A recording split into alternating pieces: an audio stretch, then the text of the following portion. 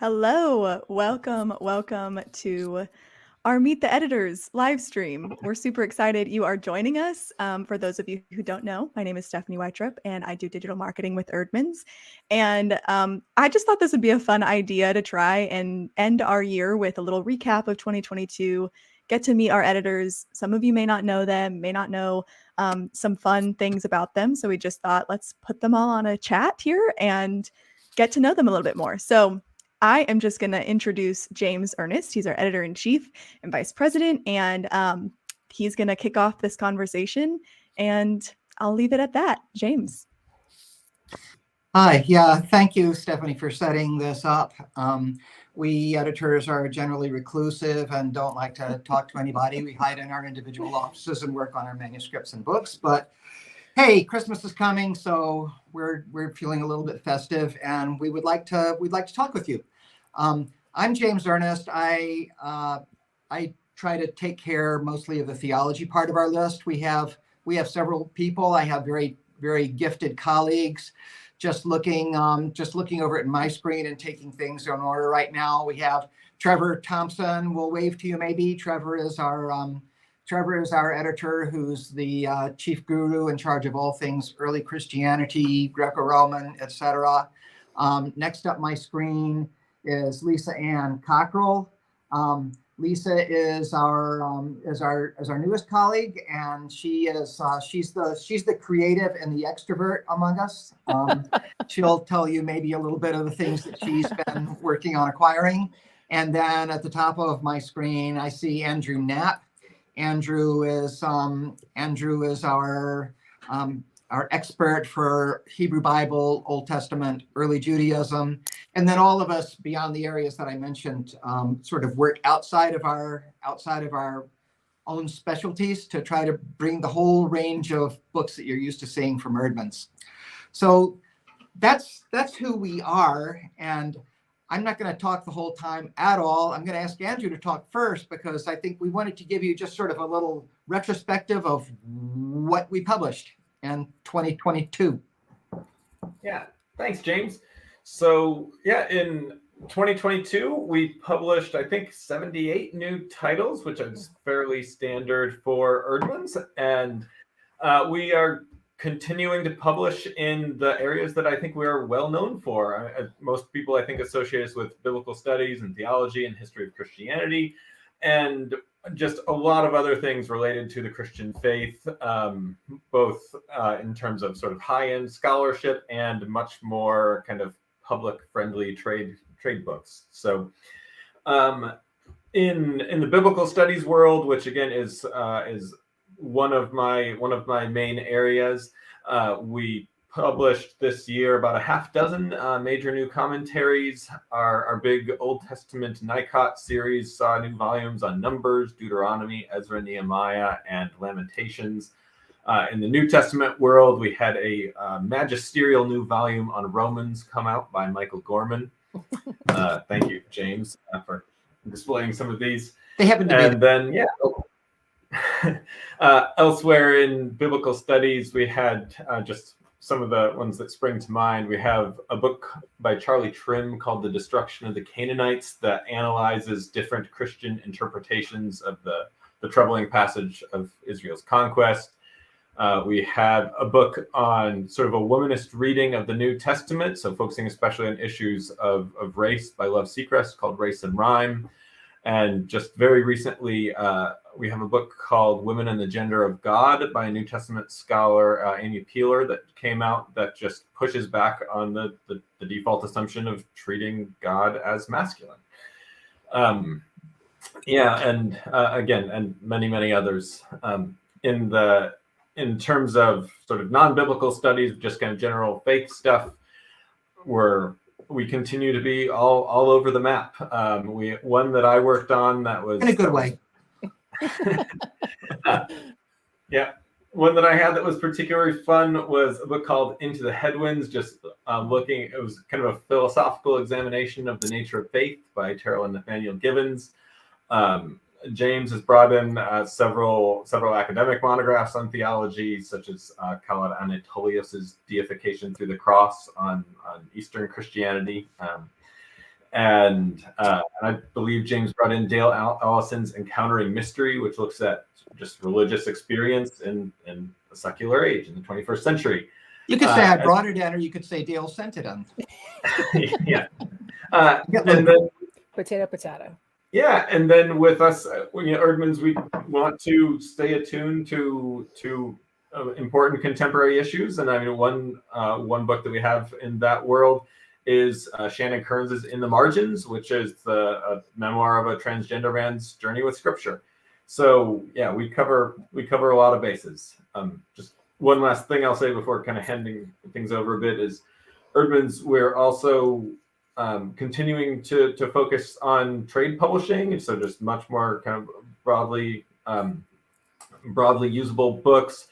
Just two that spring to mind. We have a book called Gaslighted by God on sort of reconstructing disillusioned faith, and another one that I spent a lot of time with myself and have a lot of personal investment in is a book by Becca McNeil called Bringing Up Kids When Church Lets You Down, a book for Christian parents who are still faithful people, but people who have been maybe a little bit disillusioned by the specific faith that they grew up in and have serious questions. And yeah, and it's a really both insightful and kind of laugh out loud funny book on this subject. So yeah, that's just a small sampling of what we've put out in this past year. But I will stop rambling, and I will let Trevor talk about what's coming up for 2023. Thank you, Andrew. We have a number of great books coming up in the season directly ahead of us.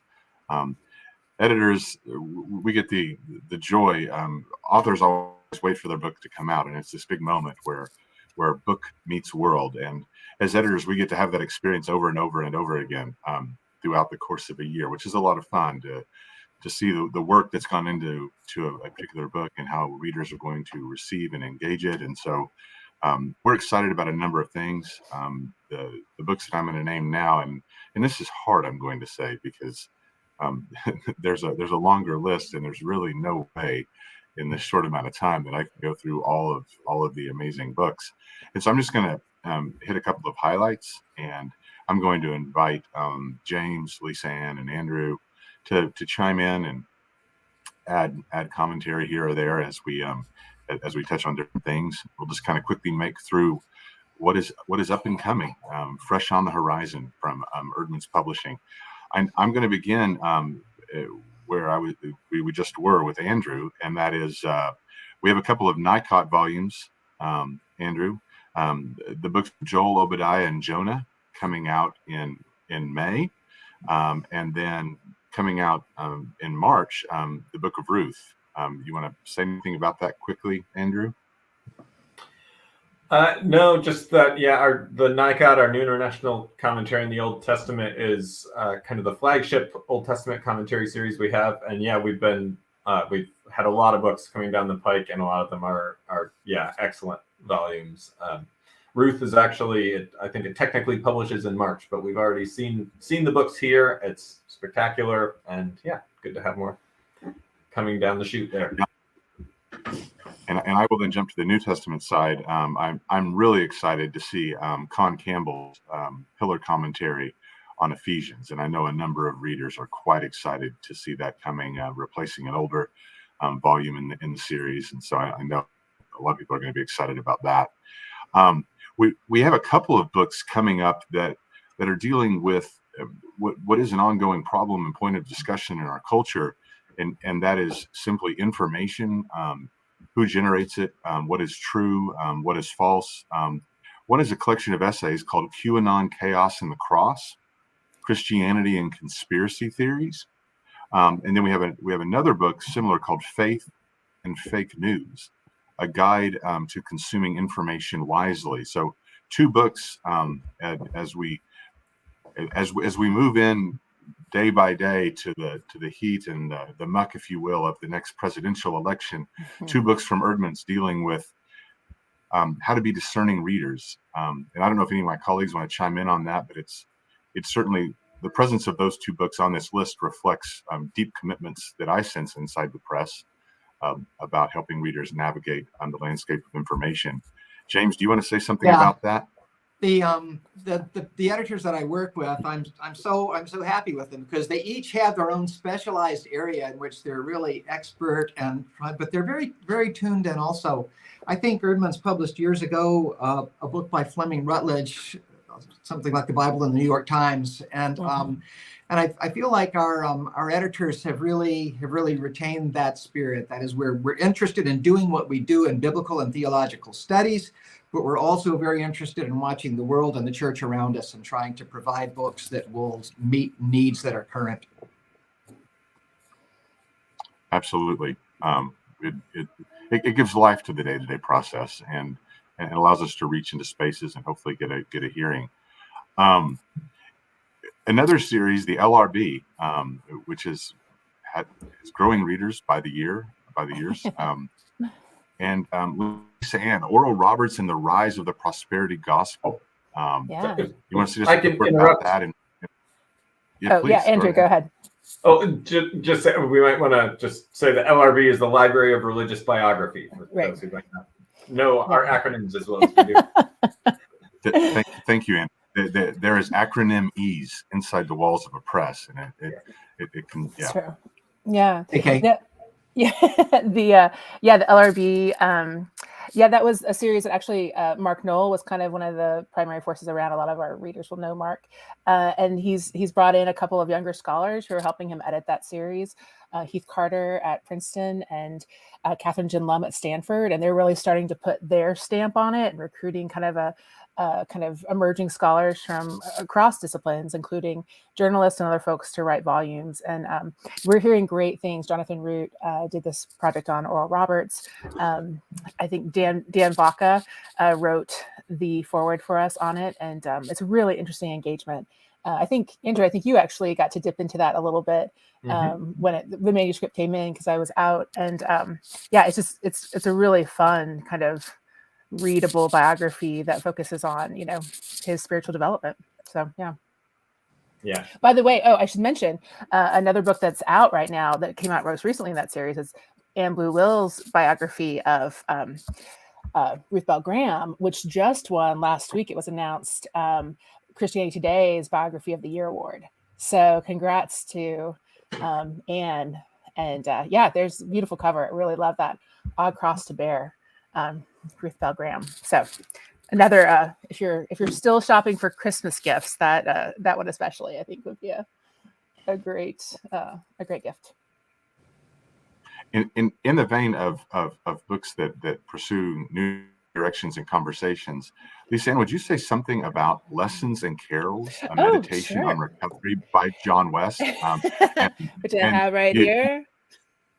Oh, look at this. So as Lisa Ann's colleague and friend, I remember the joy on her face as she brought it to the acquisitions committee, and I'm reliving that now. So can you say something about that? Thank you. Lisa Ann? Yeah. Well, I was going to talk a little bit about two books this year, and so I'll just talk about this one now. This is the first book I acquired. So we're kind of coming to the end of my first year here at Eerdmans, almost to the week, because I took a little time off after I started, and this was the first book that I got to contract. And this is a memoir written by the author is John West. He's a journalist with the Wall Street Journal, and this is a memoir about his journey with alcohol addiction, recovery, mental illness. And the real kind of nub of the question that he's working with is change possible? Another way of saying that is redemption possible?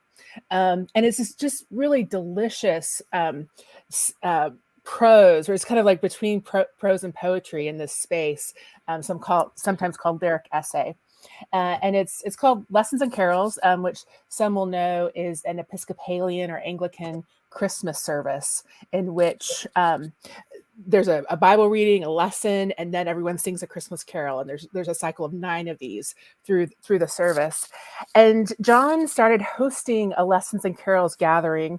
We'll tell you something about the kind of nerd he is. When he was in college, he started hosting this as his kind of annual Christmas party, and he would play a carol, and all his friends would sing along, and then they'd take turns reading parts of Bible stories. Frankly, none of them believers, none of them Christians, but there's kind of this like interesting amazing community that started to develop around this gathering. And the format of the book kind of circles that annual, what is now, they just had it again last week at his new home in upstate New York. So it's a beautiful memoir. It comes out in May. You can pre-order it now. Like I said, this book right here, this is a advanced reader copy, so we're just starting to send it out to reviewers. I just think it's a beautiful reading experience, and I think I think it's a beautiful aesthetic experience for people who just love beautiful literature. But also, I think he's really insightful around the kind of like destructive loops that a lot of us grapple with in our lives in lots of different ways. So yeah.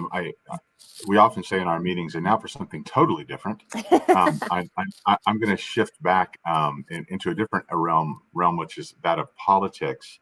And we also will feature this January Miguel de la Torre's "Resisting Apartheid America: Living the Badass Gospel," which is Miguel's conclusion of the Badass trilogy, as we call it, a prophetic take on America and Christian nationalism, etc. But also want to mention here "Chasing the Devil at Foggy Bottom: The Future of Religion and American Diplomacy" by Sean A. Casey, with a foreword by none other than John Kerry. It's the story of the founding of an office inside the State Department that focuses on global religion and religion affairs as a way of informing American politics, both near and far. There's a couple of other books I want to mention, but I want to stop and just maybe I'll start what is to my top right and say to James, are there other books you want to talk about, launch forward right now with? For the coming year in theology, I think we have a really interesting spread of things that shows kind of some of the long-term commitments and the current interests of Eerdmans in the theology area. A book that Andrew actually has been working on with Noah Leo Erskine is Black Theology and Black Faith. So that's of obvious contemporary interest. Something that I have, a couple of things that I've worked on that are starting to come to fruition this year, are in my beloved area of early Christianity, patristic theology, and so on. We have Alistair Stewart with a book which will finally explain for everyone about the connections between Eucharist and Agape Feast in the early church. Alistair is really great at reading all the documents and just untangling the threads that have been spaghetti for everyone and getting some kind of clarity. Francis Young's book on Scripture, The Genesis of Doctrine.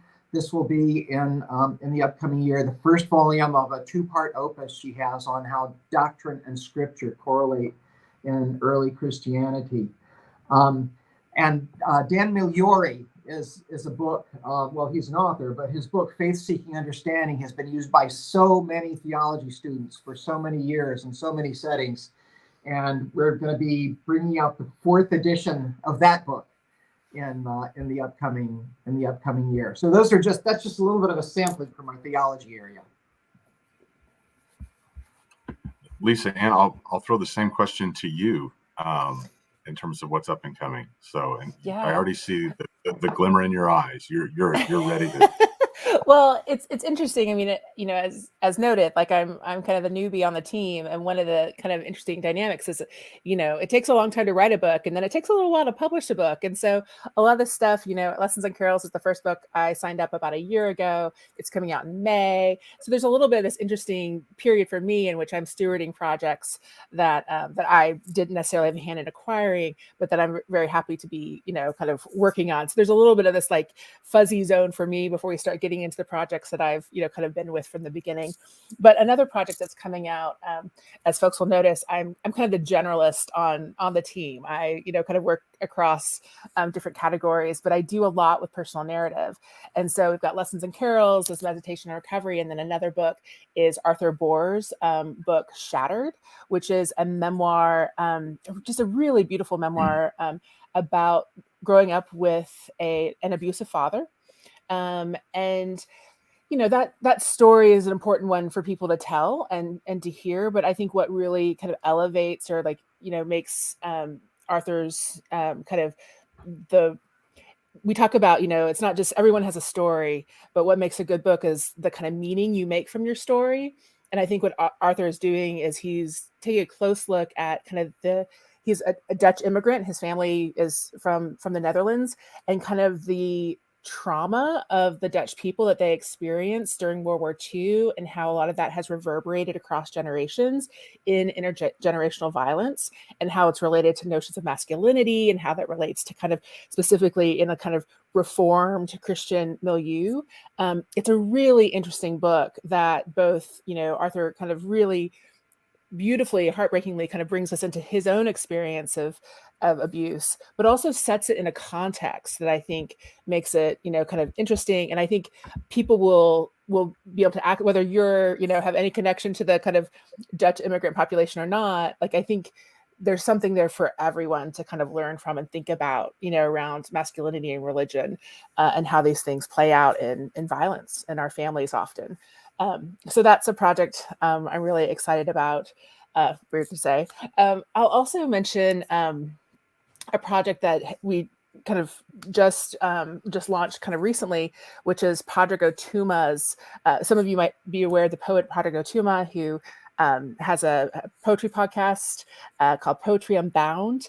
And he wrote a prayer book during COVID that I'm just thrilled that we're going to be publishing. I think it's going to come out in the coming year, that it might be on the bubble into 24. But that's another project that I'm really excited to be working on. Andrew, how about you? Yeah, so first, if I could actually do one more retrospective, just because Lisa was reminding me of, kind of where we were last year and what we were doing at this time. And also you mentioned delicious prose. One of my memories from this season of last year is, I already mentioned it, but just getting the manuscript for the Into the Headwinds, the book, just looking at the nature of faith. And I remember getting it and starting to read and just kind of not being able to stop. And I remember I was doing a lot of work from a hospital at this time last year, as my father was battling a pretty serious issue. And I remember just, sitting in the waiting room, just reading through that manuscript, thinking, wow, this is a really beautiful book that we really need to publish. And and it just recently appeared. Moving forward, you've already mentioned a few of the things that I've been working on that are soon to appear. There's a few NICOT volumes. The Faith and Fake News is one that's dear to my heart. In the next few months, I think I've a lot of things I've been working on are kind of a heavyweight scholars who are coming out with some new books. Two that spring to mind are, we have a new book by Gary Anderson on he looks at the tabernacle narrative in Exodus and Leviticus, and then connects it to ideas of atonement and incarnation. And it's just like everything Gary has done, a really impressive work of both biblical studies and theology. That will be titled That I May Dwell Among Them, Incarnation and Atonement in the Tabernacle Narratives. Yes. And we also have a book by Richard Bauckham on the meaning of the Son of Man. So a book on kind of messianism, sort of, or not messianism, as the case may be, but exploring that incredibly loaded phrase that we have all heard so many times. I also have a book. We have a new commentary on Proverbs coming out, and that is actually going to be the second one in our commentaries for Christian Formation series, which the first one is Galatians by the one and only N.T. Wright. And so we're thrilled to be following that up with John Goldengay, who's just an absolutely ideal author for this series, and it's a really nice book on Proverbs. So lots of good stuff coming out in our world. Andrew, I'm gonna supplement your list by mentioning New Testament Apocrypha Volume 3. I don't want that to slide off the radar. I also just myself would like to. Robin Whitaker has a new book coming out entitled "Even the Devil Quotes Scripture: Reading the Bible on Its Own Terms," which is a really accessible but well-informed analysis of the way in which the Bible actually reads the Bible, which is not often what people. And one of my all-time favorite Eerdmans covers, if I may jump in. It's an arresting cover. We also have a new book from the Dean of Yale Divinity School, Gregory Sterling, "Shaping the Past to Define the Present," Luke Acts and Apologetic Historiography, and also a book that I'm really excited about, Susan Hyland at Emory's "Finding Phoebe: What New Testament Women Were Really Like," kind of cutting through a lot of the assumptions about what it was like to be a woman in the Greco-Roman world at the time of the first century. And really, really excited for readers to engage those. So,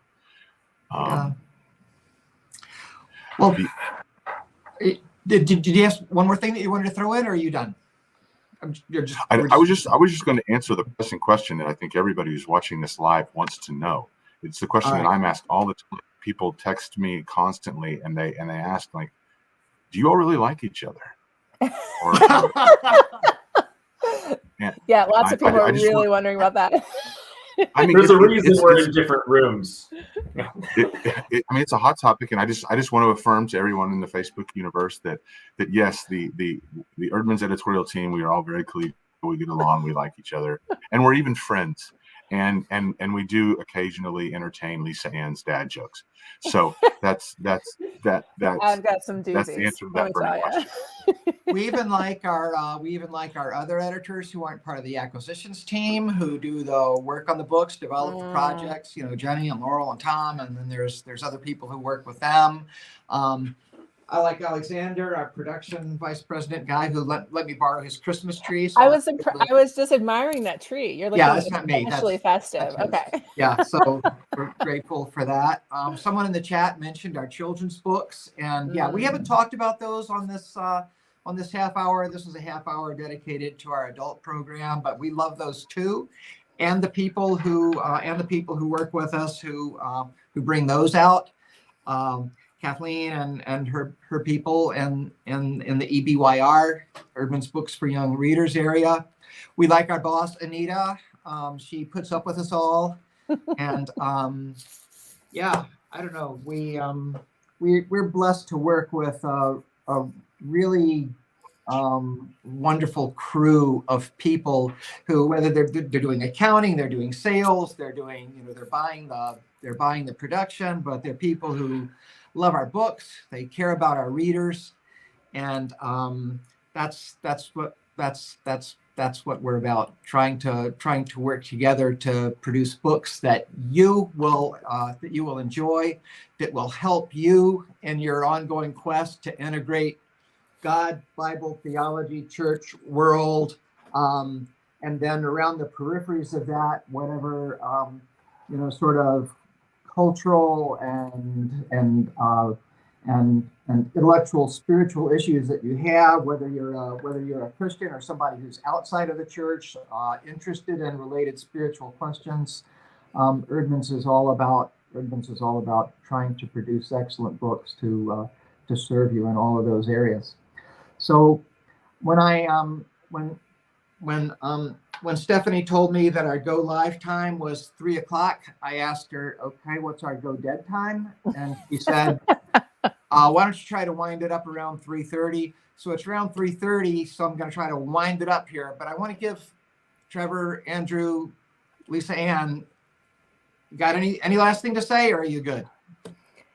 I think I'll just mention one thing that I'm excited to do, which has been referenced kind of in Lessons on Carols and also shadowed by Arthur Boers. We have another book by Tiffany Kreiner coming out, which is a book of literary essays, is definitely like increasing something, kind of the books on our list that are also kind of self-consciously literary projects. And so for what it's worth, I just want to add that to the mix of the kinds of things that, Eerdmans is thinking about and wanting to cultivate is a space where people who really care about, literature and are also thinking about God and spiritual questions, that increasingly that's a kind of area that we're publishing in. Yeah. Well, I'm supposed to mention to you, and I want to mention to you that we have an ebook sale going on now at Eerdmans. All of our ebooks are 75% off through the end of the year. So if you're watching this live, or if you're watching this afterwards, but it's before the end of, what year are we in? Is it 2022? Before the end of the year, be sure to hop onto your favorite ebook platform and buy everything, because it's all 75% off. Also, we would like to invite you very warmly to hand over your email address so we can send you not excessively large numbers, but selectively and artfully written emails letting you know about our products. I think in the chat there will be a link for you to sign up and sign up for some of our email lists. So I encourage you to do that. Apart from that, everyone, happy holidays. I hope that you and all of the people who are dear to you have a wonderful Christmas, Hanukkah, other winter holidays season. And we look forward to continuing to produce good things for you to read during this season and other seasons. Cool. Bye, guys.